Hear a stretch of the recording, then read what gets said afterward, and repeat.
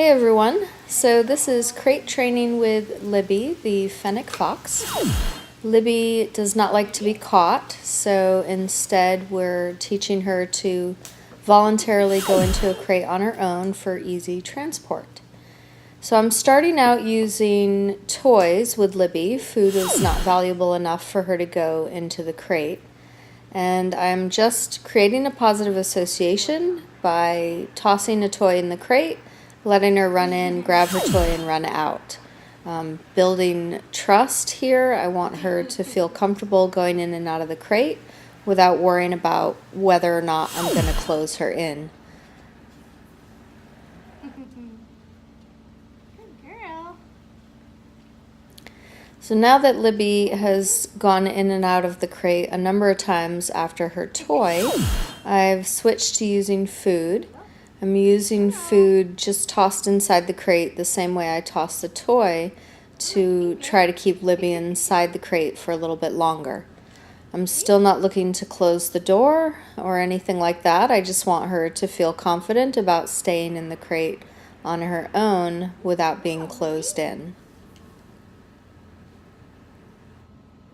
Good girl. Good girl. Little Miss Libby. There you go. There you go. Whoops. Libby, you missed it. There you go. Libby. There you go. Oops. That didn't go very well, did it? Another one inside.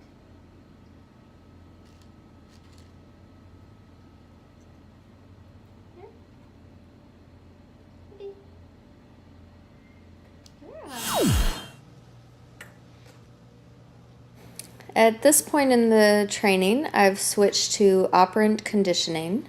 Instead of tossing food into the crate to get Libby to go inside, I'm waiting for her to make a move towards the crate on her own, and I'm marking that behavior with a cluck of my tongue and reinforcing.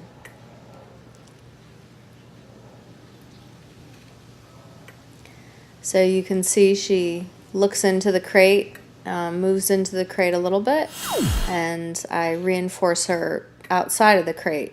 The reason why I'm reinforcing her outside of the crate is to set her up to go back into the crate again.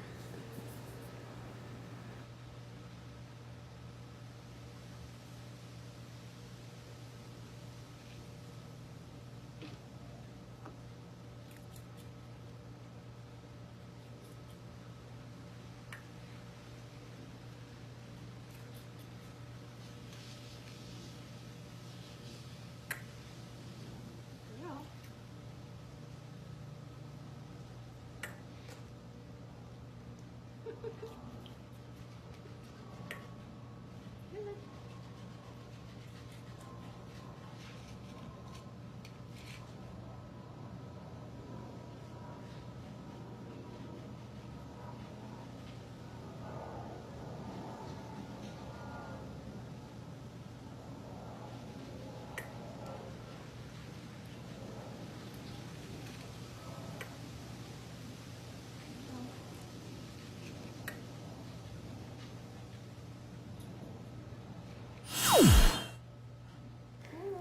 I finally switched to a verbal mark for Libby because the cluck of my tongue that I was using to mark behavior was startling her.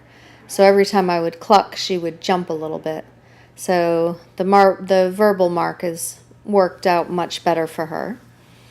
And here you can see she is going much further into the crate. And by this next session here, you'll see that she starts going all the way in, and she's going into the crate, turning around, and I'm able to reinforce her repeatedly while she's inside the crate. So again, this is just building value to being inside the crate, so it's a great place for her to be, and she wants to stay inside. This is the end of part 1. So stay tuned for part 2, where we'll start working on putting this behavior on cue and closing the door. Good girl. Good. Good girl, Libby.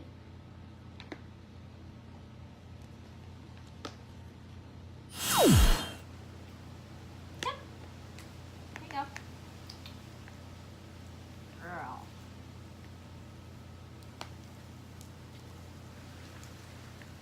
Good girl. Good girl. Come on. Come out, Libby. Libby, you have to come back out.